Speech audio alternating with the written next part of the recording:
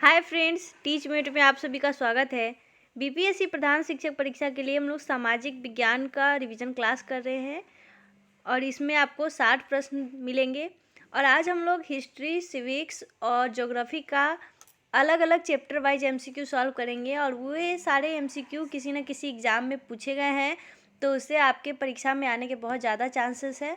तो चलिए हम लोग देखते हैं कि हमारे कौन कौन से इम्पोर्टेंट प्रश्न हैं। और आज का वीडियो बहुत ज़्यादा इम्पोर्टेंट है और हम लोग इसका बहुत सारा सीरीज़ लेके आएंगे, इसलिए आप लोग इसको अच्छे से कवर करें ताकि किसी भी चैप्टर से कोई भी प्रश्न छूट ना पाए। और ये सभी आपके सिलेबस के अकॉर्डिंग है और यह बहुत सारे विभिन्न एग्जाम में जैसे कि हरियाणा टीईटी, सीटीईटी, बीपीएससी ये सब में पूछे गए हैं, तो ये प्रश्न आने की संभावना बहुत ज़्यादा है। सबसे पहले हम लोग हिस्ट्री के एमसीक्यू सॉल्व करेंगे और यह 1857 के विरुद्ध, जो 1857 में जो विद्रोह हुआ था कंपनी के विरुद्ध, उससे संबंधित प्रश्न है। आप लोग पहले प्रश्न को भी देख सकते हैं, यह हरियाणा टीईटी 2019 में पूछा हुआ है। हमारा पहला प्रश्न है कि 1857 ईस्वी के संघर्ष की निम्नलिखित घटनाओं को कालक्रमानुसार व्यवस्थित कीजिए। आपके जो ऑप्शन है वो है मेरठ में विद्रोह, लखनऊ में विद्रोह, झांसी में विद्रोह या फिर नसीराबाद में विद्रोह। यानी कि कौन सी घटना कहाँ पे विद्रोह सबसे पहले हुआ, फिर किस पे हुआ और सबसे लास्ट में किस में हुआ। आपके विकल्प है ऑप्शन ए पहले D A C B, option B A D B C, option C B A D या फिर option D B C D A. इसका सही जवाब है ऑप्शन बी, यानी कि सबसे पहले मेरठ में विद्रोह हुआ, यहाँ पे मंगल पांडे ने विद्रोह किया था। उसके बाद नसीराबाद में हुआ, उसके बाद लखनऊ में हुआ और सबसे लास्ट में झांसी में विद्रोह हुआ। तो हमारा जो क्रम है वो है मेरठ, नसीराबाद, लखनऊ और तब झांसी, इसलिए इसका सही जवाब है ऑप्शन बी। नेक्स्ट प्रश्न है कि मध्यकालीन भारत में बंजारा कौन थे। ये भी हरियाणा टीईटी में पूछा हुआ है। आपके ऑप्शन से ऑप्शन ए खाद्यान्न जैसे सामानों के परिवाहक, एक योद्धा समुदाय, ऑप्शन सी नर्तक और संगीतकार या फिर ऑप्शन डी एक मुस्लिम समुदाय। इसका सही जवाब है ऑप्शन ए, मध्यकालीन भारत में बंजारा खाद्यान्न जैसे सामानों के परिवाहक होते थे। यानी कि बंजारा खाद्यान्न जो होता था, जैसे कि चावल, गेहूँ, ये सबको एक जगह से दूसरी जगह पे ले जाते थे। नेक्स्ट प्रश्न है कि निम्नलिखित में से किस गवर्नर जनरल ने फैसला किया कि बहादुर शाह जफर आखिरी मुगल सम्राट होंगे और उनकी मृत्यु के पश्चात किसी भी वंशज को शासक के रूप में पहचाना नहीं जाएगा। यह CTET 18 में और 16 दोनों में पूछा गया है। आपके ऑप्शन से option A Lord Canning, option B Lord Cornwallis, option C Lord Dalhousie या फिर option D Lord William Bentinck. इसका सही जवाब है ऑप्शन ए, यानी कि लॉर्ड कैनिंग ने फैसला किया था कि बहादुर शाह जफर आखिरी मुगल सम्राट होंगे। नेक्स्ट प्रश्न है कि कानपुर के किस शासक ने खुद को पेशवा कहा। आपके ऑप्शन से ऑप्शन ए बाजीराव द्वितीय, option B Bahadur Shah Zafar, option C Nana Saheb या फिर ऑप्शन डी बाजीराव प्रथम। इसका सही जवाब है ऑप्शन सी, नाना साहेब ने खुद को पेशवा कहा था। नेक्स्ट प्रश्न है कि किस गवर्नर जनरल ने घोषित किया कि अवध पर गलत तरीके से शासन किया जा रहा था और उचित प्रशासन सुनिश्चित करने के लिए ब्रिटिश शासन की आवश्यकता थी। आपके ऑप्शन से option A Lord Dalhousie, option B Lord Mountbatten, option C Lord Ripon या फिर ऑप्शन डी लॉर्ड कैनिन। इसका सही जवाब है ऑप्शन ए, लॉर्ड डलहौजी ने घोषित किया था, यानी कि अवध को हड़पा था लॉर्ड डलहौजी ने। हमारा नेक्स्ट प्रश्न है कि किसके वायसराय काल में भारत की राजधानी कलकत्ता से दिल्ली स्थानांतरित हुई थी। आपके ऑप्शन से option A Lord Curzon, option B Lord Hardinge द्वितीय, ऑप्शन सी लॉर्ड रीडिंग या फिर ऑप्शन डी लॉर्ड चेम्सफोर्ड। इसका सही जवाब है ऑप्शन बी, लॉर्ड हॉर्डिंग द्वितीय के शासनकाल में भारत की राजधानी कलकत्ता से दिल्ली चली गई। नेक्स्ट प्रश्न है कि कुंवर सिंह किस राज्य के जमींदार थे। आपके ऑप्शन से ऑप्शन है बैरकपुर, जगदीशपुर, अवध या बिठूर। इसका सही जवाब है ऑप्शन बी, वीर कुंवर सिंह जो थे वो जगदीशपुर राज्य के जमींदार थे। नेक्स्ट प्रश्न है कि बंगाल का विभाजन करने वाला गवर्नर जनरल कौन था। कर्जन, कैनिन, मिंटो या फिर मियो। इसका सही जवाब है ऑप्शन ए, बंगाल का विभाजन करने वाला गवर्नर जनरल लॉर्ड कर्जन था। नेक्स्ट प्रश्न है कि आरा तथा जगदीशपुर में अंग्रेजों के विरुद्ध 1875 ईस्वी के विद्रोह का नेतृत्व किसने किया था। तात्या टोपे, बेगम हजरत महल, वीर कुंवर सिंह या नाना साहेब पेशवा। इसका सही जवाब है ऑप्शन सी, कुंवर सिंह ने किया था। हमारा नेक्स्ट प्रश्न है कि गढ़ कटंगा के गोंड राज्य के संबंध में निम्नलिखित कथनों में से कौन सा कथन सही है।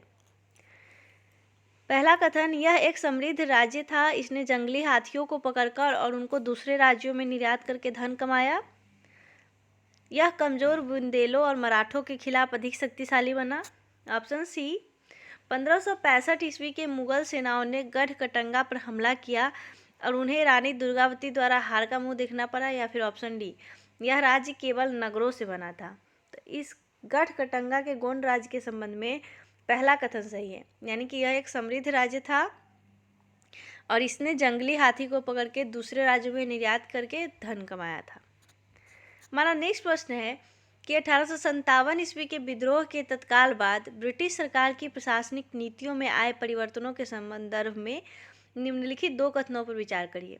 पहला कथन है कि ब्रिटिश संसद ने 1858 ईस्वी में एक नया कानून पारित किया और ईस्ट इंडिया कंपनी ने सभी अधिकार ब्रिटिश राज के हाथों में सौंप दिए।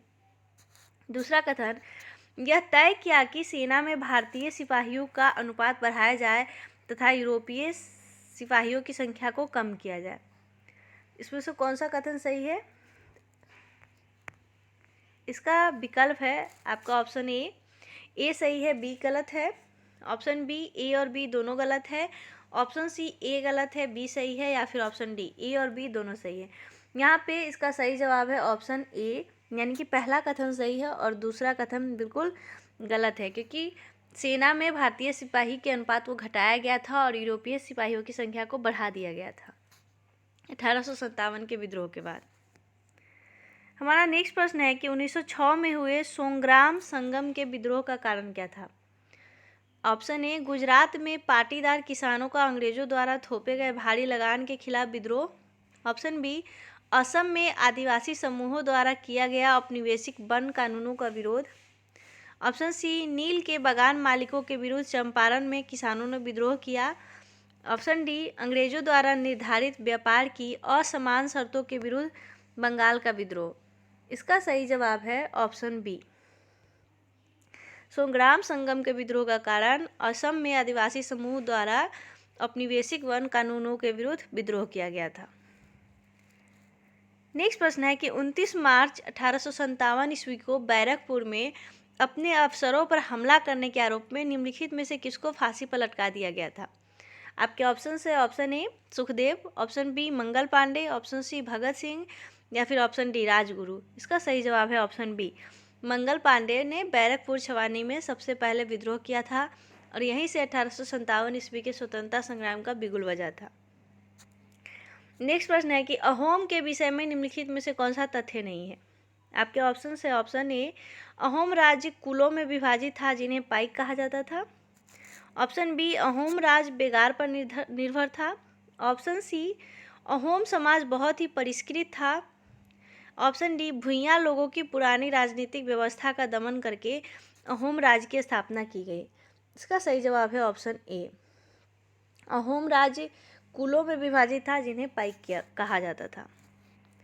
नेक्स्ट प्रश्न है कि निम्नलिखित जनजातीय समूह में से कौन सा मुख्यतः उत्तराखंड में संकेंद्रित है। गोंड, भोटिया, माला इरूलर या फिर खोंड। इसका सही जवाब है ऑप्शन बी, भोटिया जनजाति जो है वो मुख्यतः उत्तराखंड में रहती है। नेक्स्ट प्रश्न है कि बेगम हजरत महल ने अंग्रेजों के विरुद्ध विद्रोह भड़काने में निम्नलिखित में से किस नगर से सक्रिय भाग लिया था। फैजाबाद, इलाहाबाद, कानपुर या फिर लखनऊ। इसका सही जवाब है ऑप्शन डी, लखनऊ में विद्रोह भड़काने का यानी कि अंग्रेजों के विरुद्ध विद्रोह किया था बेगम हजरत महल ने। भारत में मुंडा जनजाति किस क्षेत्र में निवास करती है। तो भारत में मुंडा जनजाति छोटा नागपुर क्षेत्र में निवास करती है। Option C. कितूर के ब्रिटिश विरोधी आंदोलन का नेतृत्व किसने किया। रानी चेन्नम्मा, नाना फडणवीस, अहिल्याबाई होलकर या फिर रानी लक्ष्मीबाई। इसका सही जवाब है ऑप्शन ए, रानी चेन्नम्मा ने किया था। नेक्स्ट प्रश्न है कि वर्ष 1857 की क्रांति को सिपाही विद्रोह तथा भारत का प्रथम स्वतंत्रता संघर्ष भी कहा जाता है। समान घटनाक्रम के पीछे अलग नाम होने के क्या कारण है। ऑप्शन ए, इस घटना के मुख्य कारकों को चिन्हित करना। ऑप्शन बी, भारतीय लोगों में उपनिवेश विरोधी भावना की माप करना। ऑप्शन सी, विभिन्न परिणामों को समझना। या फिर ऑप्शन डी, अपने द्वारा दिए गए नामों का प्रचार करवाना। इसका सही जवाब है ऑप्शन ए, इस घटना के मुख्य कारकों को चिन्हित करना, इसलिए इसका नाम जो है वो अलग अलग पड़ गया। नेक्स्ट प्रश्न है कि 1857 के विद्रोह के परिणाम के रूप में निम्नलिखित में से कौन सा परिवर्तन ब्रिटिश संसद द्वारा लाया गया था। ब्रिटिश कैबिनेट के एक सदस्य को भारत के लिए राज्य सचिव नियुक्त किया गया। ऑप्शन बी, उन प्रभुत्वशाली हिंदू और मुस्लिम नागरिकों की जमीन और संपत्ति जब्त कर ली गई जिन्होंने विद्रोह का समर्थन किया था।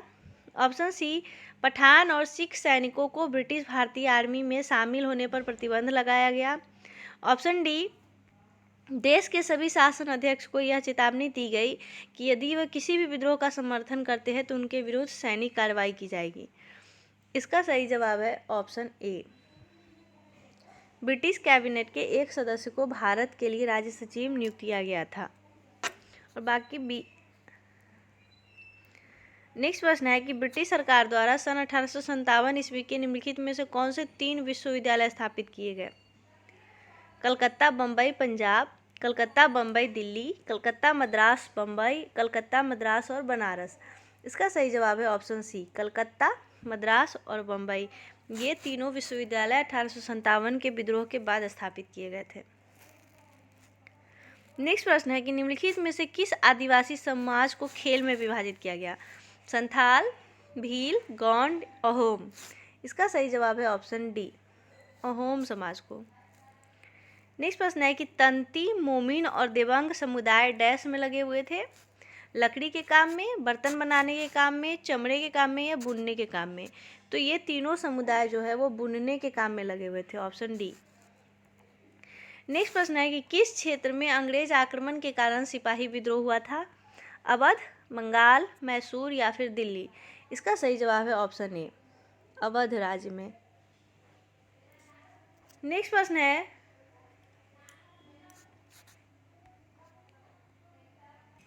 कि किस स्थान में 1857 के सिपाही विद्रोह की प्रथम घटना हुई। मेरठ, कानपुर, बैरकपुर या फिर लखनऊ। इसका सही जवाब है ऑप्शन सी, बैरकपुर छावनी में। नेक्स्ट प्रश्न है कि भारत के स्वतंत्रता संग्राम का कानपुर में नेतृत्व किसने किया था। तो कानपुर में नेतृत्व किया था नाना साहेब ने, ऑप्शन सी। 1857 के दौरान लिखित पुस्तक माझा प्रवास के लेखक कौन से हैं। आपके ऑप्शन से ऑप्शन है विष्णु भट्ट गोडसे, सीताराम पांडे, नारगेट या फिर ऑप्शन डी मंगल पांडे। इसका सही जवाब है ऑप्शन ए, विष्णु भट्ट गोडसे ने माझा प्रवास नामक किताब लिखा था।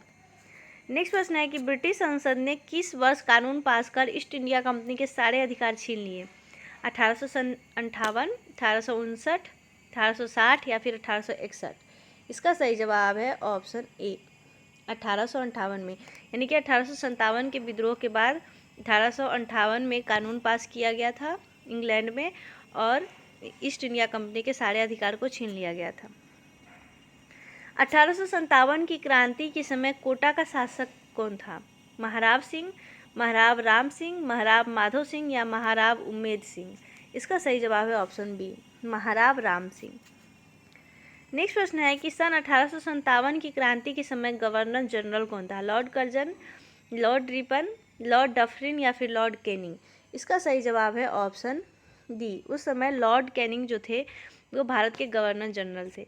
तो ये हमारा हिस्ट्री का 30 प्रश्न थे जो कि आपको 1857 के स्वतंत्रता संग्राम से संबंधित थे।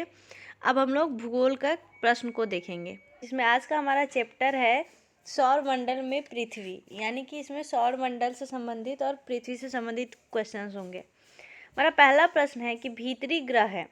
आपके ऑप्शन से ऑप्शन ए ग्रहों के उपग्रह, ऑप्शन बी गैसीय ग्रह, ऑप्शन सी केवल सूर्य और पृथ्वी के मध्य स्थित ग्रह या फिर ऑप्शन डी सूर्य और क्षुद्र ग्रह पेटी के मध्य स्थित ग्रह। इसका सही जवाब है ऑप्शन डी, यानी कि जो सूर्य और क्षुद्र ग्रह के पेटी के बीच में स्थित ग्रह है वो सभी भीतरी ग्रह कहलाते हैं और उसके जो बाहर है वो सभी बाहरी ग्रह कहलाते हैं। जैसे कि बुध, मंगल, पृथ्वी, शुक्र ये सब भीतरी ग्रह है और बृहस्पति के बाहर जो भी ग्रह है वो सभी बाहरी ग्रह है। हमारा नेक्स्ट प्रश्न है कि एडुसैट से क्या अभिप्राय है। आपके ऑप्शन से ऑप्शन ए एक क्षुद्र ग्रह जो मंगल और बृहस्पति की कक्षाओं के बीच पाया जाता है, ऑप्शन बी एक मानव निर्मित भारतीय उपग्रह, ऑप्शन सी रॉकेट, जिसका उपयोग मानव निर्मित उपग्रहों को सूर्य की कक्षा में स्थापित करने के लिए किया जाता है। ऑप्शन डी, सौर मंडल में खोजा गया नया ग्रह। इसका सही जवाब है ऑप्शन बी, एडुसैट जो है वो एक मानव निर्मित भारतीय उपग्रह है। हमारा नेक्स्ट प्रश्न है कि अभिकथन ए, सूर्य गुजरात में अरुणाचल प्रदेश से लगभग 2 घंटे बाद अस्त होता है। इसका कारण यह है कि अरुणाचल प्रदेश गुजरात की तुलना में उच्च अक्षांश पर स्थित है। आपके ऑप्शन है ऑप्शन ए सत्य है और आर असत्य है। ऑप्शन बी, ए असत्य है और आर सत्य है। ऑप्शन सी, ए और आर दोनों सत्य है और आर जो है वो ए को स्पष्ट करता है। या फिर ऑप्शन डी, ए और आर दोनों सत्य है लेकिन आर जो है वो ए को स्पष्ट नहीं करता है। इसका सही जवाब है ऑप्शन सी, यानी कि दोनों कथन सही है और जो कारण है वो कथन को स्पष्ट करता है कि अरुणाचल प्रदेश गुजरात की तुलना में उच्च अक्षांश पर स्थित है, इसलिए अरुणाचल प्रदेश में 2 घंटे के बाद सूर्य अस्त होता है। हमारा नेक्स्ट प्रश्न है कि वे 2 ग्रह जिनके उपग्रह नहीं है कौन से हैं? बुध और शुक्र, बुध और शनि, पृथ्वी और बृहस्पति, शुक्र और मंगल। तो पृथ्वी के ग्रह है चंद्रमा और बृहस्पति के तो बहुत सारे उपग्रह हैं, लगभग 62। तो ए, बी और डी में चुनना है। इसका सही जवाब है ऑप्शन ए, बुध और शुक्र के कोई उपग्रह नहीं है। हमारा नेक्स्ट प्रश्न है कि अंतर उष्णकटिबंधीय अभिसारण क्षेत्र ITCZ कहाँ अवस्थित है? आपके ऑप्शन है ऑप्शन ए, ध्रुवीय क्षेत्र में, ऑप्शन बी, विषुवत रेखीय क्षेत्र में, ऑप्शन सी, समशीतोष्ण क्षेत्र में, या फिर ऑप्शन डी, इनमें से कोई नहीं। इसका सही जवाब है ऑप्शन बी, यह विषुवत रेखीय क्षेत्र में अवस्थित है। नेक्स्ट प्रश्न है कि वह अवस्था जब पृथ्वी और सूर्य के बीच न्यूनतम दूरी हो क्या कहलाती है? अपभू, अपसौर, उपभू या उपसौर। इसका सही जवाब है ऑप्शन डी, यह उपसौर कहलाती है। नेक्स्ट प्रश्न है कि पुच्छल तारे की पूंछ की दिशा सदैव होती है सूर्य की ओर, सूर्य से दूर, उत्तर पूरब की ओर या दक्षिण पूरब की ओर। इसका सही जवाब है ऑप्शन बी, पुच्छल तारे की पूंछ जो है वो हमेशा सूर्य से दूर होती है। नेक्स्ट प्रश्न है कि निम्नलिखित ग्रहों में वह कौन सा है जिसका कोई उपग्रह नहीं है? पृथ्वी, मंगल, बृहस्पति या फिर बुध। इसका सही जवाब है ऑप्शन डी, बुध ग्रह का कोई भी उपग्रह नहीं है। नेक्स्ट प्रश्न है कि निम्नलिखित में से कौन सी पृथ्वी दिन की परिभाषा है? देशांतरों के मध्य दूरियां, पृथ्वी का अपने अक्ष पर एक चक्कर पूरा करने में लगा समय, वो दिन जिन पर पूरी पृथ्वी पर दिन और रात बराबर होते हैं, या फिर ऑप्शन डी, पृथ्वी की गति जो सूर्य के चारों ओर कक्ष में होती है। इसका सही जवाब है ऑप्शन बी, यानी कि पृथ्वी का अपने अक्ष पर एक चक्कर पूरा करने में जो समय लगता है उसे हम लोग पृथ्वी दिन के नाम से जानते हैं। और नेक्स्ट प्रश्न है कि अपने कक्षीय समतल पर पृथ्वी के अक्ष का झुकाव कोण क्या है? आपके ऑप्शन से option A 23.5 degree, option B 90 degree, option C 45 degree या फिर ऑप्शन डी 66.5 डिग्री। इसका सही जवाब है ऑप्शन डी 66.5 डिग्री। हमारा नेक्स्ट प्रश्न है कि ग्रहों के निम्नलिखित समूहों में से किस समूह के चारों ओर छल्ले हैं? आपके ऑप्शन से ऑप्शन है शनि, नेपच्यून, मंगल, शनि, शुक्र, नेपच्यून, सी शनि, शुक्र, मंगल, या फिर ऑप्शन डी शनि, बृहस्पति और यूरेनस। इसका सही जवाब है ऑप्शन डी, शनि, बृहस्पति और यूरेनस के चारों ओर छल्ले हैं। नेक्स्ट प्रश्न है कि पृथ्वी से चंद्रमा का केवल एक ही भाग दिखाई पड़ता है क्योंकि चंद्रमा केवल पृथ्वी का चक्कर लगाता है परंतु अपने अक्ष पर चक्कर नहीं लगाता। चंद्रमा पृथ्वी का चक्कर नहीं लगाता है, केवल अपने अक्ष पर चक्कर लगाता है। चंद्रमा अपने अक्ष पर एक चक्कर पूरा करने से कहीं अधिक समय पृथ्वी का चक्कर पूरा करने में लेता है, या फिर ऑप्शन डी, चंद्रमा पृथ्वी का एक चक्कर पूरा करने में जितना समय लेता है उतना ही समय अपने अक्ष पर एक चक्कर पूरा करने में लेता है। इसका सही जवाब है ऑप्शन डी। नेक्स्ट प्रश्न है कि निम्नलिखित कक्षाओं में से कौन सा कथन पृथ्वी की स्थिति के संबंध में सत्य है? आपके ऑप्शन से ऑप्शन ए, पृथ्वी का अक्ष एक वास्तविक रेखा है जो इसके कक्षीय समतल से 66.5 डिग्री का कोण बनाती है। ऑप्शन बी, पृथ्वी का अक्ष एक वास्तविक रेखा है जो इसके कक्षीय समतल से 23.5 डिग्री का कोण बनाती है। ऑप्शन सी, पृथ्वी का अक्ष एक काल्पनिक रेखा है जो इसके कक्षीय समतल से 66.5 डिग्री का कोण बनाती है। या फिर ऑप्शन डी, पृथ्वी का अक्ष एक काल्पनिक रेखा है जो इसके कक्षीय समतल से 23.5 डिग्री का कोण बनाती है। इसका सही जवाब है ऑप्शन सी, यह इस पृथ्वी का अक्ष एक काल्पनिक रेखा है और यह एक 66.5 डिग्री का कोण बनाती है। हमारा नेक्स्ट प्रश्न है कि पृथ्वी द्वारा सूर्य के चारों ओर घूमने को क्या कहा जाता है? तो ये सभी लोग को पता होगा, इसको हम लोग परिक्रमण बोलते हैं। ऑप्शन डी, पृथ्वी अपने अक्ष पे घूमती है, पश्चिम से पूरब की ओर, उत्तर से दक्षिण की ओर, पूरब से पश्चिम की ओर या दक्षिण से उत्तर की ओर। इसका सही जवाब है ऑप्शन ए, पृथ्वी जो है वो अपने अक्ष पर पश्चिम से पूरब की ओर घूमती है, इसलिए हम लोग को सूरज जो है वो दिखाई देता है कि पूरब में उगता है और पश्चिम में डूबता है। अगर पृथ्वी अपने अक्ष पर पूरब से पश्चिम घूमती तो आपको सूर्य उल्टा दिखाई देता, यानी कि सूर्य पश्चिम में उगता और पूरब में डूबता। नेक्स्ट प्रश्न है कि निम्नलिखित में से ग्रहों का कौन सा संयोजन गैसीय ग्रह कहलाता है? बृहस्पति, शनि, यूरेनस, नेपच्यून, बृहस्पति, मंगल, पृथ्वी, नेपच्यून, शुक्र, बृहस्पति, मंगल, शनि, मंगल, शुक्र, शनि, यूरेनस। इसका सही जवाब है ऑप्शन ए, बृहस्पति, शनि, यूरेनस और नेपच्यून। इसका संयोजन गैसीय ग्रह कहलाता है। नेक्स्ट प्रश्न है कि अपने ग्रह पृथ्वी के बारे में निम्नलिखित में से क्या नहीं कहा जा सकता? आपके ऑप्शन से ऑप्शन ए, यह ध्रुवों के पास थोड़ी चपटी है, इसके बीच में उहार होता है, इसे नीला ग्रह कहा जाता है, यह पूर्णतः गोल है। तो इसका सही जवाब है ऑप्शन डी, पृथ्वी जो है वो पूर्णतः गोल नहीं है, यह ध्रुवों के पास थोड़ी चपटी है, इसलिए हम लोग कहते हैं कि पृथ्वी जो है ये नारंगी की तरह दिखती है।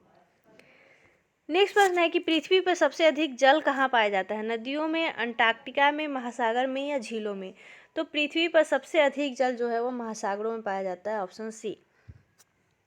सौर मंडल में तीसरा ग्रह कौन सा है? शुक्र, मंगल, पृथ्वी या फिर अरुण? इसका सही जवाब है ऑप्शन सी, तीसरा ग्रह जो है वो पृथ्वी है।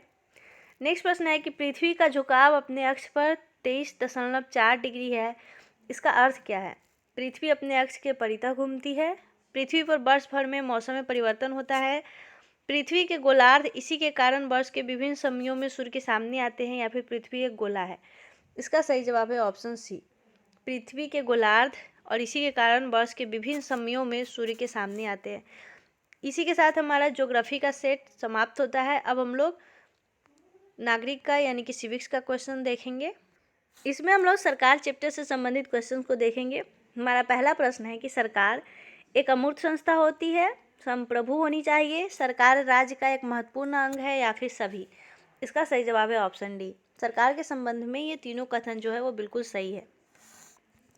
दूसरा प्रश्न देखिए, 3 कथन दिए हुए हैं। केंद्रीय स्तर पर सरकार का संबंध पूरे देश के संचालन केंद्र से होता है, राज्य स्तर पर सरकार का संबंध देश या संघ की विभिन्न इकाइयों से है, स्थानीय स्तर पर सरकार का संबंध सबसे निचले स्तर अर्थात पंचायत और नगरपालिका से होता है। तो इसमें कौन सा कथन सही है? ऑप्शन ए और बी, ऑप्शन बी और सी, ऑप्शन सी ए और सी, ऑप्शन डी ए, बी और सी? इसका सही जवाब है ऑप्शन डी, ए, बी और सी तीनों कथन सही है। नेक्स्ट प्रश्न है कि लोकतंत्र में निर्णय और कार्यों के लिए सरकार किसके प्रति उत्तरदायी होती है? जनता, लोकसभा, राज्यसभा या विधानसभा? इसका सही जवाब है ऑप्शन ए, यानी कि लोकतंत्र में किसी भी कार्य के लिए सरकार जो है वो जनता के प्रति उत्तरदायी होती है। हमारा सही जवाब हो जाएगा ऑप्शन ए। नेक्स्ट प्रश्न है कि ऐसी सरकार जिसमें कुछ व्यक्ति मिलकर शासन करते हैं अथवा सत्ता या शासन का अधिकार कुछ व्यक्तियों के हाथ में रहता है, यह किस प्रकार की सरकार का उल्लेख करता है? कुलीन तंत्र, राजतंत्र, लोकतंत्र या अधिनायक तंत्र? इसका सही जवाब है ऑप्शन ए, यह कुलीन तंत्र शासन का उल्लेख करता है। नेक्स्ट प्रश्न है कि सर्वप्रथम 1920 ईस्वी में किस देश ने महिलाओं को मतदान का अधिकार प्रदान किया था? इंग्लैंड, अमेरिका, न्यूजीलैंड या फ्रांस? इसका सही जवाब है ऑप्शन बी, सबसे पहले अमेरिका में महिलाओं को मतदान करने का अधिकार मिला था। नेक्स्ट प्रश्न है कि दक्षिण अफ्रीका के श्वेत लोग कौन सी भाषा बोलते थे? अमेरिकन, अफ्रीकांस, जुहू या फिजी? इसका सही जवाब है ऑप्शन बी, वे सभी अफ्रीकांस भाषा बोलते थे। हमारा नेक्स्ट प्रश्न है कि प्रेस के साधनों को लोकतंत्र का कौन सा स्तंभ माना जाता है? मुख्य, तीसरा, चौथा या आधार? इसका सही जवाब है ऑप्शन सी, लोकतंत्र का चौथा स्तंभ जो है वो मीडिया के माना जाता है। नेक्स्ट प्रश्न है कि लोकतंत्र के संबंध में कौन सा कथन सही नहीं है? लोकतंत्र के मूल तत्व है समानता, स्वतंत्रता और उपाय। लोकतंत्र में अधिक से अधिक लोगों की भागीदारी प्रशासन में मुश्किलें उत्पन्न करती हैं। लोकतंत्र में अधिकार, स्वतंत्रता, समानता व न्याय के लिए वाद विवाद और संघर्ष होते हैं। लोकतंत्र में जनता की भागीदारी सरकार की नीतियों की आलोचना करने में भी होती है। तो इसका सही जवाब है ऑप्शन बी, यानी कि लोकतंत्र में लोगों की भागीदारी से शासन में मुश्किलें उत्पन्न नहीं होती है, इसलिए नहीं पूछा जा रहा है, इसलिए हमारा सही जवाब है ऑप्शन बी। नेक्स्ट प्रश्न है कि भारत में स्थानीय सरकार का जनक किसे माना जाता है? Lord Ripon, Lord Curzon, Lord Canning या लॉर्ड बेंटिक? इसका सही जवाब है ऑप्शन ए, लॉर्ड रिपन को स्थानीय सरकार का जनक माना जाता है। और आज का हमारा अंतिम प्रश्न है कि पंचायती राज को कौन से संशोधन के द्वारा भारतीय संविधान में शामिल किया गया था? 73वां संविधान संशोधन 1993, 74वां संविधान संशोधन 1993, 73वां संविधान संशोधन 1992 या 73वां संविधान संशोधन 1991। इसका सही जवाब है ऑप्शन ए, 73वां संविधान संशोधन 1993 में पंचायती राज को भारतीय संविधान में शामिल किया गया। एक और प्रश्न है कि नगर निगम के कार्य क्या है? तो नगर निगम के कार्य है नगर की साफ सफाई, सड़कों का रख रखाव, पार्कों का निर्माण, ये सभी। इसका सही जवाब है ऑप्शन डी, ये सभी। इसी के साथ हमारा आज का सेशन समाप्त होता है। आप लोग हमें कमेंट बॉक्स में ज़रूर बताएं आपको हमारा ये क्वेश्चन का सेट कैसा लगा और आपको 60 में से कितने क्वेश्चंस के जवाब आ रहे थे। Thank you so much.